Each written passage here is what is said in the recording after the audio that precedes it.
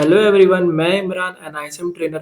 अगर आप एनआईएसएम 5 पे mutual fund distribution exam clear करना चाहते हैं तो आज का ये मॉक टेस्ट सेशन आपके लिए बहुत इंपॉर्टेंट होने वाला है, क्योंकि आज हम डिस्कस करने वाले हैं लेटेस्ट सिलेबस के अकॉर्डिंग मस्ट एक्सपेक्टेड क्वेश्चन और एग्जाम ओरिएंटेड कॉन्सेप्ट जो एग्जाम में डायरेक्टली पूछे जा सकते हैं। तो चलिए स्टार्ट करते हैं। What is the investment range for the mutual fund house to invest in debt instrument for a balanced hybrid fund?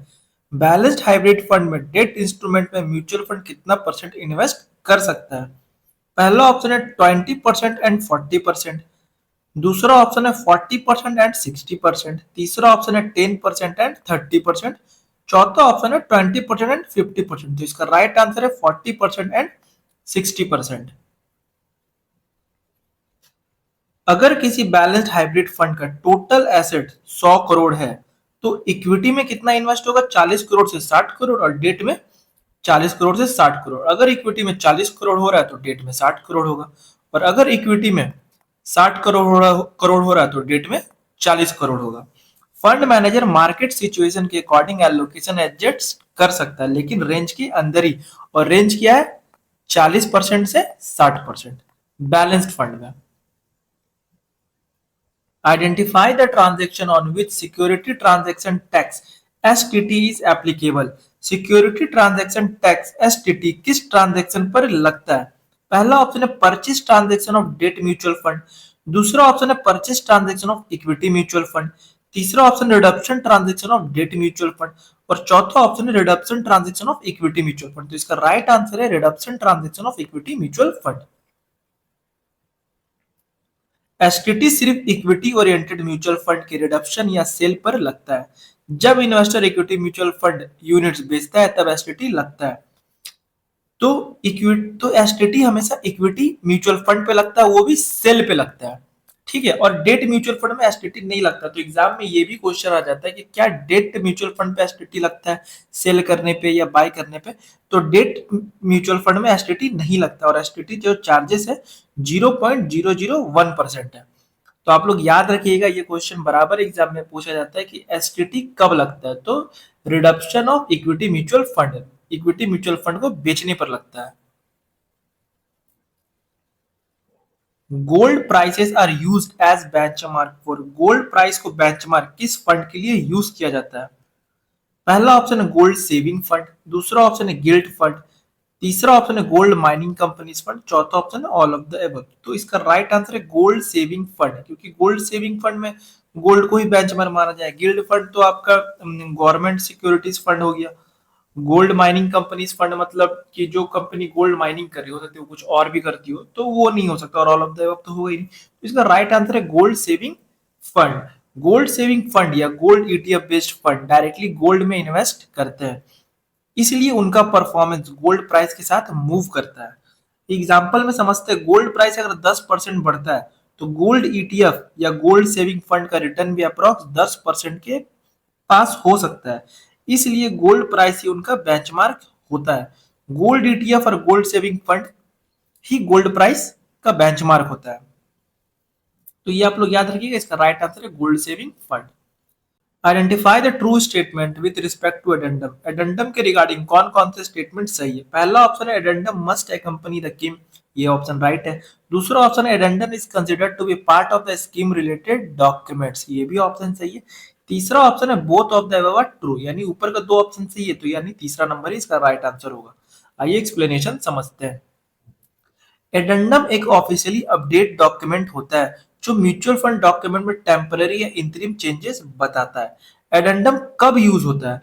जब किसी डॉक्यूमेंट में कोई चेंज या अपडेट आता है, जैसे फंड मैनेजर चेंज हो गया, expense ratio change, address change, scheme details update हो गया, तब एडेंडम का यूज होता है। इससे कुछ इंपॉर्टेंट पॉइंट है। एडेंडम स्कीम रिलेटेड डॉक्यूमेंट का पार्ट होता है।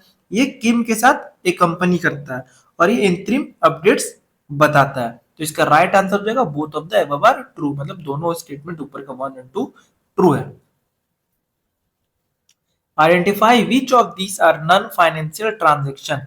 म्यूचुअल फंड में कौन सा ट्रांजेक्शन नॉन फाइनेंशियल ट्रांजेक्शन होता है? पहला ऑप्शन है ट्रांसमिशन, तो ये नॉमिनी से रिलेटेड हो गया, ये नॉन फाइनेंशियल ट्रांजेक्शन। दूसरा ऑप्शन है नॉमिनेशन, इसमें भी फाइनेंस का कोई लेना देना नहीं, तो ये भी नॉन फाइनेंशियल ट्रांजेक्शन है। तीसरा ऑप्शन है प्लेज, ये भी नॉन फाइनेंशियल ट्रांजेक्शन हो गया। चौथा ऑप्शन है स्विच, तो इसमें परचेज भी होता है, रिडक्शन भी होता है, तो ये एक फाइनेंशियल ट्रांजेक्शन हो गया, तो ये नहीं है। तो अब ऑप्शन में देखना कि डी किसमें नहीं है, तो 2 नंबर जो आंसर है उसमें डी नहीं है, यानी यही इसका राइट आंसर है, ट्रांसमिशन, नॉमिनेशन और प्लेज।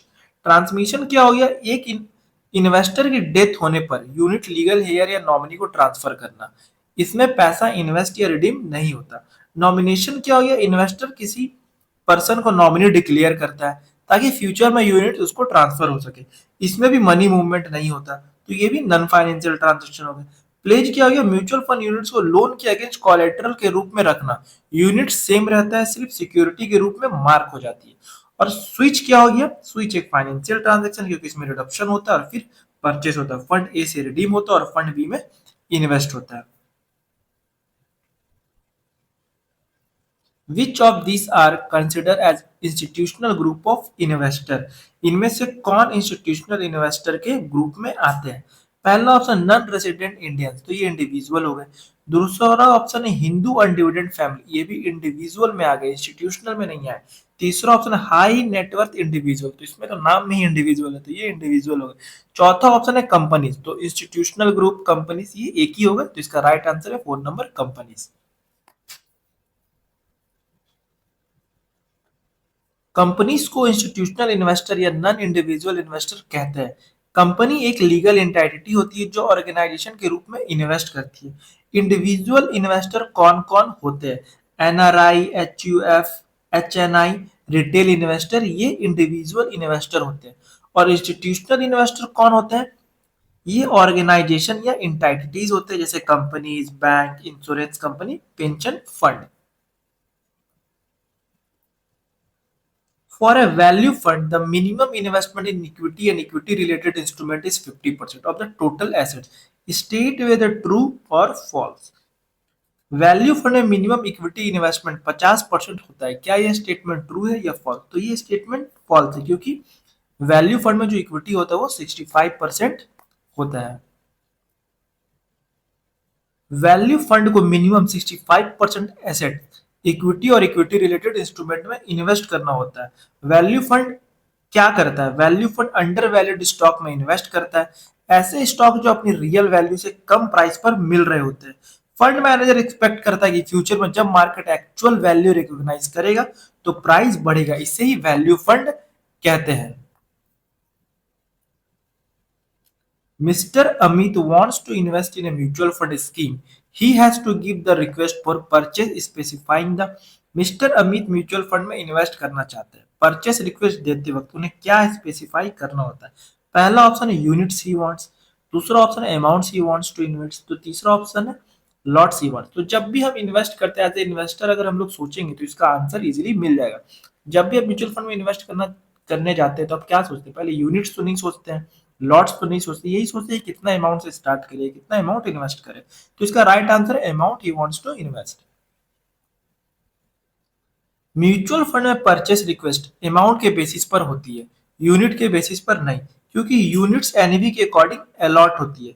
जैसे एग्जांपल, अगर अमित इन्वेस्ट करे 10,000 और एनएवी हो 20 रुपए, तो यूनिट्स कितने मिलेंगे, 10,000 डिवाइड कर देंगे 20 से तो 500 यूनिट्स मिलेंगे। इन्वेस्टर को पहले से पता नहीं होता एनएवी क्या होगा, इसलिए इन्वेस्टर अमाउंट स्पेसिफाई करता है, यूनिट्स ऑटोमेटिकली कैलकुलेट हो जाती है। Which of the following is true for unclaimed dividend in mutual fund scheme? Mutual fund scheme में अगर डिविडेंड डिक्लेयर रह जाता है तो उस सिचुएशन में कौन सा स्टेटमेंट सही है। पहला ऑप्शन है asset management company is expected to make a continuous effort to remind the investor to claim their dues. दूसरा ऑप्शन है the responsibility for ensuring that the dues are claimed lies with the distributor in a dividend plan. तीसरा option है the responsibility for ensuring that the dues are claimed lies solely with the investor, तो इसका right answer है 1 number asset management company is expected to make a continuous effort to remind the investor to claim their dues. AMC की responsibility होती है कि वो investor को remind करे कि उनका डिविडेंड पेंडिंग है। एएमसी इन्वेस्टर को लेटर या कम्युनिकेशन भेजकर इन्फॉर्म करती है। एएमसी को इन्वेस्टर को रिमाइंड भेजना चाहिए, अनक्लेम्ड डिविडेंड का रिकॉर्ड मेंटेन करना चाहिए, एनुअल रिपोर्ट में अनक्लेम्ड अमाउंट डिस्क्लोज करना चाहिए, ये सारे कुछ एएमसी को करना चाहिए। एनुअल रिपोर्ट में क्या मेंशन होता है, कितना अनक्लेम डिविडेंड अमाउंट है और कितने इन्वेस्टर ने क्लेम नहीं किया, यही दोनों चीज एनुअल रिपोर्ट में मेंशन होता है। When a mutual fund distributor impanels with an AMC, he has to sign a declaration for dash। जब कोई म्यूचुअल फंड डिस्ट्रीब्यूटर किसी एएमसी के साथ इम्पैनल होता है तो उसे किस चीज का डिक्लेरेशन साइन करना होता है। पहला ऑप्शन है declaring the rebates given back to the investor. दूसरा ऑप्शन है ensuring that all employees who are selling mutual fund will have more than one A R N code.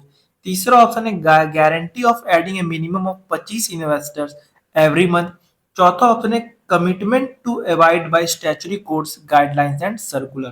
तो इसका राइट आंसर है 4 नंबर वाला, commitment to avoid by statutory codes guidelines and circular. जब distributor AMC के साथ empanel होता है तो उसे डिक्लेरेशन साइन करना पड़ता है कि वो सेबी रूल्स फॉलो करेगा, वो एमपी गाइडलाइंस फॉलो करेगा, वो रेगुलेटरी सर्कुलर और इंस्ट्रक्शन फॉलो करेगा।